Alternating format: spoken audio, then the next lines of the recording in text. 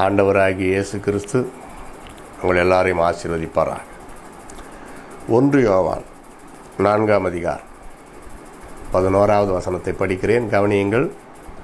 பிரியமானவர்களே, தேவன் இவ்விதமாய் நம்மிடத்தில் அன்பு கூர்ந்திருக்க நாமும் ஒருவரிடத்தில் ஒருவர் அன்பு கூற கடனாளிகளாக இருக்கிறோம்.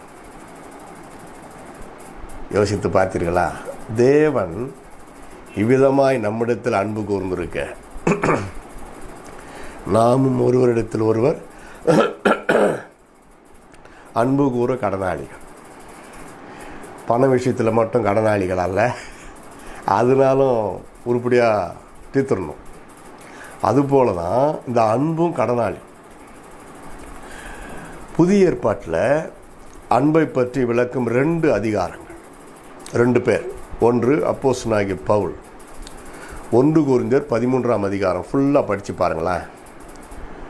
அன்பை பற்றி நான் என் ஆண்டவரை எப்படி நேசிக்கணும் அப்படின்னு சொல்லி அங்கே கொடுக்குறார்.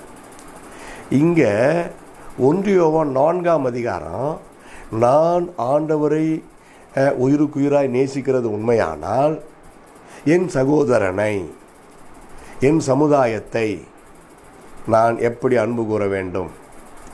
2மே அன்பு தான், ஆனால் அது ஒரு ட்ராக்கு, இது ஒரு ட்ராக். அப்போ இங்கே என்ன சொல்கிறாரு?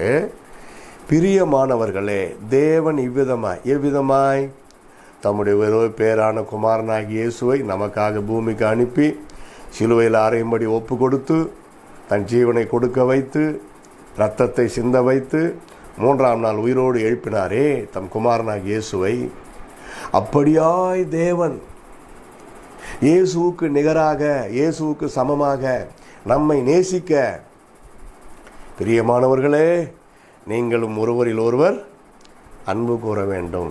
கூறுறீங்களா? குற்றங்களை கண்டுபிடித்து கொண்டு குற்றம் பார்க்கின் சுற்றம் இல்லை. குறைகளை பார்த்து கொண்டிருந்தால் நட்பு இல்லை, சுற்றம் இல்லை. அப்போ யார் தான்? எல்லாரிடத்திலும் குறைகள் இருக்கிறது. ஆண்டவர் தம்முடைய சீடர்களிடத்தில் எத்தனையோ குறைகளை கண்டார். பட்டது போதுன்ற அளவுக்கு சீடர்கள் ரொம்ப அடிக்கடி அவருடைய அவிசுவாசம், பலவீனம், வாக்குவாதம் எல்லாத்தையும் இயேசு பார்த்து கொண்டு தான் இருக்கிறார்.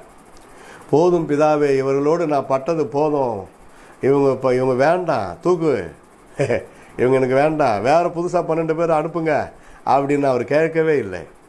அதே பலவீனமான, அதே அவிசுவாசமான, அதே போட்டியும் உள்ள பொறாமையும் கொண்ட அந்த சீடர்கள் இடத்துல தான் கற்றுக் கொடுத்து தான் உயிர்த்தெழுந்த பிறகு அவர்கள் இன்னும் நன்றாக தங்களை திருத்தி கொண்டு ஊழியம் செய்யும் அளவுக்கு அவர்கள் மாறிவிட்டார்கள்.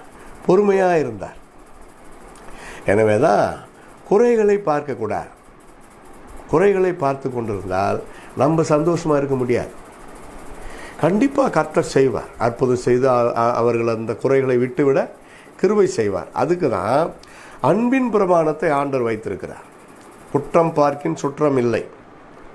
குறைகளையே பார்த்து கொண்டு அதையே பேசிக்கொண்டு குற்றவாளியாக தீர்த்து கொண்டு இருந்தால் நான் எப்படி பரலோகம் போக முடியும்? ஆண்டவர் என்னை குற்றவாளியாக தீர்ப்பார். பாருங்கள், ஒரு விரல் இப்படி நீட்டுறேன், 3 விரல் எனக்காக நீட்டுது. பார்த்தீங்களாங்க, 3 விரல். நீ குற்றவாளி, நீ குற்றவாளி, நீ இப்படி செய்கிற, நீ எப்படி செய்கிற. ஒரு விரல் தான்.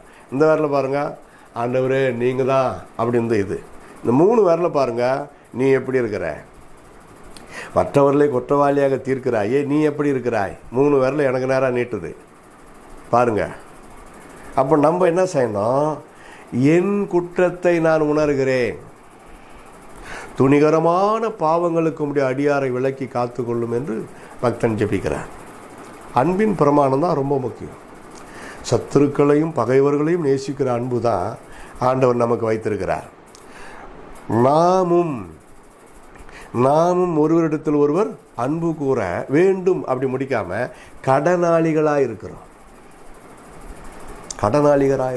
அப்போ எவ்வளோ கடன் பட்டிருக்கிறோம் பாருங்க. நம்ம அன்பு கூற வேண்டியவர்களிடத்தில் அன்பு கூறுகிறீர்களா?